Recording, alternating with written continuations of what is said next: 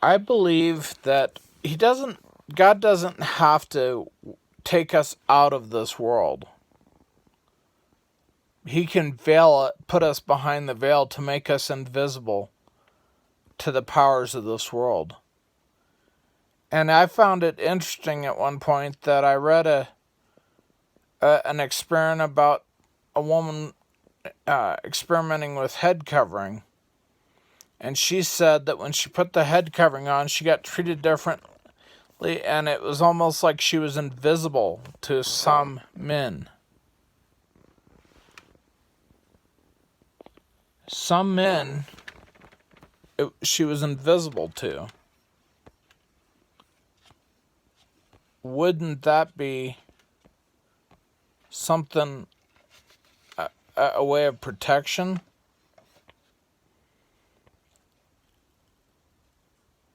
That God makes you invisible to a certain class of guy, if you're a woman. And I think it can apply to forces, world forces too. Because sooner or later the mark of the beast is coming. It's just a matter of time when it happens. Because it's going to happen. And the question is, what is he going to do with us? Is he going to protect us divinely? Or is he going to let us go through tribulation like the church of Smyrna to be a light, to show that God's kingdom is stronger than Satan's kingdom? I think that's why the mark of the beast is coming, is it's an opportunity for Christians to show that God's kingdom is more powerful than Satan's kingdom. And we don't fear death. The torture's not going to be fun, but we don't fear death. Oh, death, where is your sting? We sleep. Like Paul talked about, to be absent from the body is to be present with the Lord. He didn't give a time frame when that happens. And Scripture constantly talks about people being asleep. For Kings and Chronicles both talk about, and they talks about the kings sleeping with their fathers. That was their way of saying dead.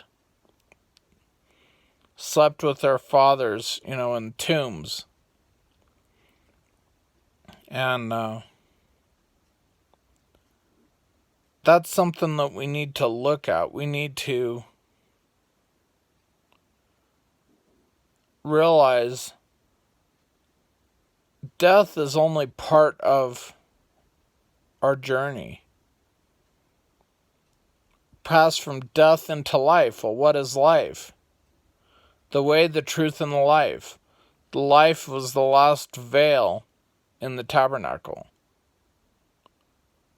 We go into the way, and the early believers were called the way, which they call a sect.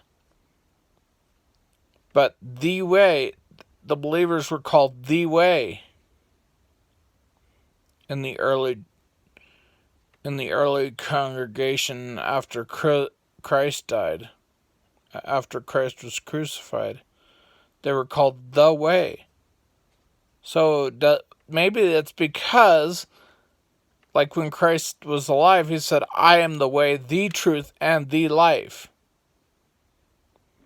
They go in through the way, through him. They seek the truth, inner court,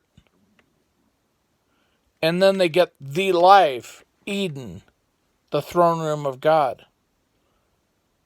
That has got to be the life of to be in the very presence of God, how glorious would that be? How special to feel just wrapped in love, to be wrapped in compassion, to be wrapped in everything that God is. To be able to be in His presence is the most amazing thing we'll ever experience. And prepare ourselves for that. We prepare for the life in the kingdom by living the truth, the Torah. After we accept the way, which is Christ, we seek the truth in the inner court, read, pray, and obey. Outer court being, we accept Christ being the sacrifice, baptism being the cleansing, and then we go in through the veil, which you can also look at that veil as being, you can look at that veil as being a protection. Just like the ark protected Noah and his family and those animals from the waters or in the waters, we are in the world but not of the world. And we can be a light to this world from the inner court as we live in the inner court. We become a light to the world. We become a menorah to the world. And there's nothing more beautiful than than representing God properly and glorifying Him through our life. He whoever loses his life for my sake shall find it. And that's what embracing Torah is about, losing our life for Him. Just like it says, Christ so loved the husbands, love your wives like Christ loved the church and gave Himself up for her.